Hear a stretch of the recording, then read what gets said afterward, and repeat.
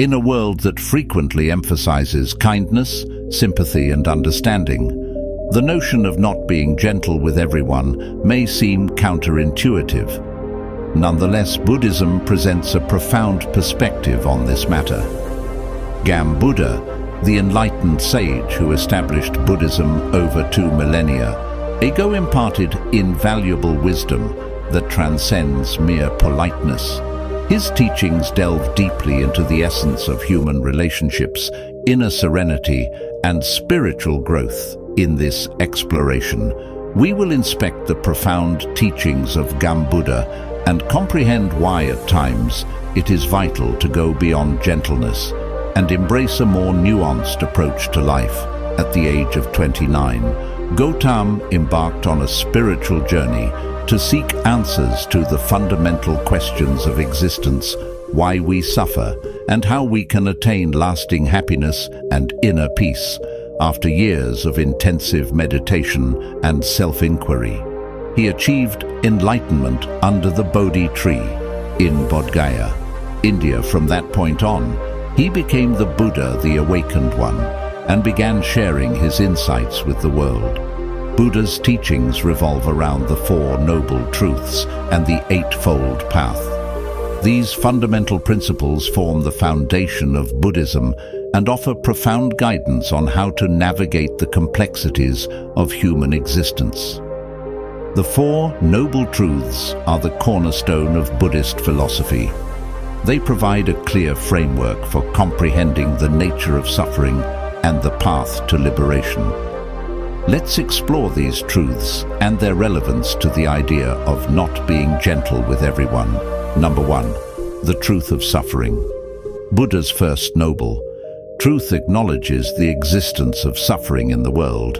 He recognized that suffering is an inherent part of human life, encompassing physical pain, emotional turmoil, and the discontent that arises from constantly desiring more. While being gentle with everyone may temporarily alleviate some forms of suffering, it does not address the root causes of suffering. Gautam Buddha encourages us to confront suffering head-on, acknowledging its presence in our lives. By doing so, we gain clarity and insight into the nature of suffering, allowing us to find effective ways to transcend it. Number 2. The truth of the cause of suffering. The second noble truth identifies the cause of suffering as attachment and craving. It is human nature to seek pleasure and avoid pain, but our attachment to these desires leads to suffering. Being excessively gentle with everyone can be a manifestation of attachment and a desire for approval or validation. Buddha teaches us that letting go of attachment and craving is the path to liberation from suffering. This does not mean becoming emotionally detached, but rather developing a balanced and compassionate attitude towards others. Number 3. The truth of the cessation of suffering. The third noble truth offers hope by asserting that the cessation of suffering is attainable. It is possible to overcome suffering by eliminating its root causes, attachment and craving. When we cease clinging to external validation or the need to please everyone, we free ourselves from the cycle of suffering. Number 4. The truth of the path to the cessation of suffering. The fourth noble truth outlines the Eightfold Path, which is the path to liberation from suffering. This path encompasses ethical conduct, mental discipline and wisdom. While being gentle with everyone might seem like a virtuous quality, the Eightfold Path encourages us to cultivate discernment and wisdom in our interactions. The Eightfold Path consists of 8 interconnected principles: right view and right intention, right speech, right action, right livelihood, right effort, right mindfulness, and right concentration. The middle way, often associated with Buddhism, is the principle of finding balance and avoiding extremes. In the context of not being gentle with everyone, the middle way encourages us to strike a balance between compassion and discernment. Gom Buddha himself exemplified the middle way throughout his life before his enlightenment. He had lived an indulgent life as a prince, and then he experimented with extreme asceticism. Neither extreme brought him the answers he sought. It was only when he found the balance of the middle way that he attained enlightenment in our interactions with others. The middle way suggests that we should neither be excessively gentle, enabling harmful behavior, nor excessively harsh, causing unnecessary suffering. Instead, we should approach each situation with discernment, understanding when to be compassionate and when to set boundaries. Compassion versus enabling is one of the key concerns when it comes to not being gentle with everyone. Buddhism teaches us that true compassion is not about enabling harmful behavior or sacrificing our well-being for the sake of others. True compassion involves a deep understanding of the causes of suffering and a commitment to alleviating that suffering. Through skillful means, the parable of the raft beautifully illustrates the concept of not being gentle with everyone. When appropriate, this parable highlights the temporary nature of Buddhist teachings and the importance of letting go when they have served their purpose. In the parable, a traveler crosses a vast river with a makeshift raft constructed to get to the other side. After reaching the other shore safely, the traveler leaves the raft behind, understanding that it served its purpose in helping him cross the river. The lesson of the parable of the raft teaches us that Buddhist teachings like the raft are meant to be tools for crossing the river of suffering and ignorance. They are not meant to be clung to indefinitely in the same way. Our approach to not being gentle with everyone should be adaptive and context-dependent. Sometimes being gentle and compassionate is like the raft helping others navigate their difficulties. However, there are situations where holding on to excessive gentleness becomes hindrance. In such cases, we must let go of our gentleness and adopt a more discerning approach to guide ourselves and others toward liberation from suffering. The middle path in action. Number 1, setting boundaries. One common area where the middle path is crucial is in setting boundaries. While it is important to be compassionate and accommodating, it is equally important to establish clear boundaries to protect our well-being and maintain healthy relationships. In a Buddhist setting, boundaries are not seen as a lack of compassion, but as an act of self-care and wisdom. Number 2, dealing with harmful behavior. When faced with harmful behavior from others, the middle path encourages us to respond with wisdom and compassion. This may involve addressing the behavior directly, offering support for positive change, or seeking professional help when necessary. It is essential to avoid unnecessary harshness and refrain from enabling harmful actions. Number 3, navigating conflicts. Conflicts are a natural part of human interactions. The middle path teaches us not to avoid conflicts or suppress our feelings, but to address them with skillful means.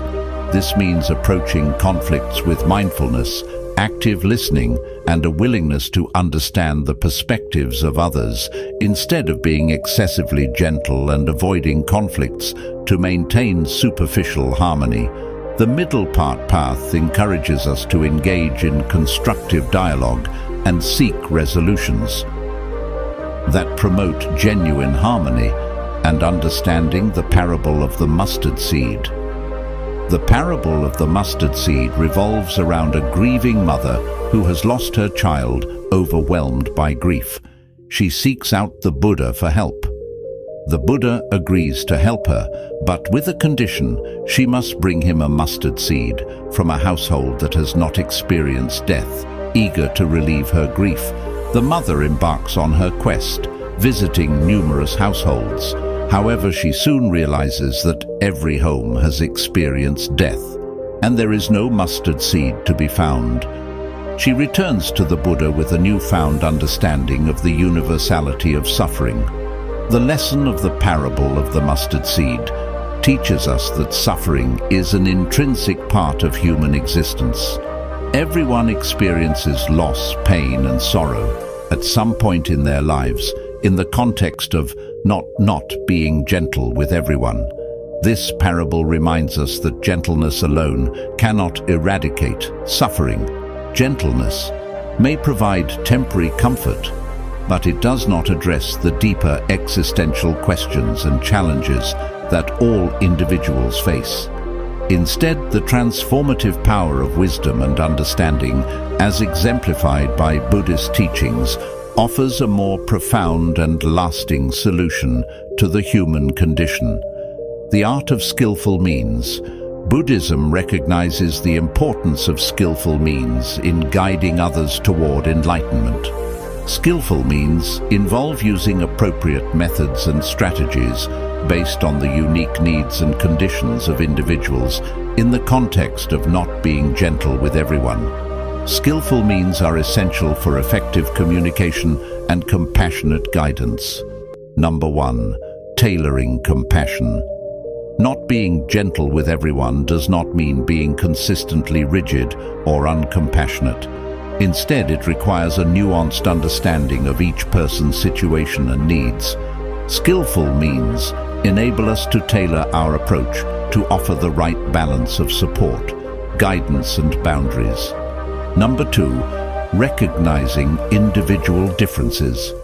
Each person is unique, and their paths to happiness and well-being differ. While some may benefit from a gentle and compassionate approach, others may require more direct and assertive guidance. Skillful means recognizing these individual differences and adapting our interactions accordingly. Number 3, empathy and active listening. Skillful means also involve active listening and empathy by deeply understanding the experiences and emotions of others. We can respond with greater wisdom and compassion. This approach allows us to offer meaningful support and guidance without compromising our well-being. Embracing impermanence. Impermanence is one of the fundamental truths in Buddhism. It teaches us that all things, including our emotions and relationships, are subject to change and transience. Understanding impermanence is essential in the context of not being gentle with everyone. Number 1, the impermanence of emotions. Our emotions are ever-changing, often influenced by external circumstances. Being excessively gentle or harsh in response to our emotion can lead to instability in our relationships. Recognizing the impermanence of emotions allows us to respond with equanimity and wisdom. Number 2, the impermanence of relationships. Even the closest relationships in our lives are impermanent.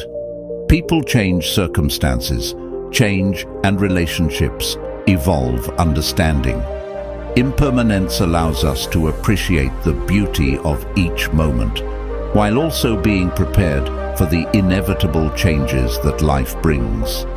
Number 3, letting go. Impermanence teaches us the art of letting go. It reminds us that clinging to rigid notions of being gentle with everyone is futile. Instead, we can approach our relationships and interactions with a sense of openness and adaptability, allowing them to naturally evolve and transform. Mindfulness and self-compassion. Mindfulness is a central practice in Buddhism, involving cultivating awareness of the present moment without judgment. Mindfulness and self-compassion become our allies in the journey of not being gentle with everyone. Number 1, self-compassion. Mindfulness encourages us to extend compassion to ourselves. In the quest to not be excessively gentle, we must remember that self-care and self-compassion are essential. Being mindful of our own needs and emotions allows us to maintain inner balance and avoid burnout. Number 2, non-judgmental awareness. Mindfulness also teaches us non-judgmental awareness of our thoughts and emotions. When we encounter challenging situations or difficult people, Mindfulness enables us to observe our reactions without immediately reacting. This pause allows us to respond with greater wisdom and discernment. Cultivating equanimity. Equanimity is one of the Brahma Viharas or divine abodes in Buddhism. It involves maintaining mental and emotional balance in the face of life's ups and downs. Cultivating equanimity is especially valuable when striving to not be gentle with everyone, as it helps us remain composed and compassionate in all circumstances. Let us remember that not being gentle with everyone is not a call for harshness or indifference. It is an invitation to embody true compassion, a compassion rooted in wisdom, understanding, and a deep desire for the well-being and liberation of all beings. As we embrace the middle way, we honor the timeless wisdom of Gautama Buddha and strive to bring greater peace and harmony into our lives and the world in the end. It is the balance of gentleness and discernment that leads us to the true heart of compassion, a compassion that transcends fleeting emotions and brings lasting peace to ourselves and those around us. May we all walk this path with open hearts and enlightened minds. So my friends, as we come to the end of this Zen journey, I invite you to become an integral part of our Inbrilio motivation community. If you found inspiration in this story, support us by hitting the like button, sharing it with your friends, and leaving a comment below with your thoughts or any Zen stories you'd like to hear next. And for more moments of motivation and tranquility, don't forget to subscribe and ring the notification bell. Your engagement fuels our journey. Thank you for walking this path of wisdom and enlightenment with us.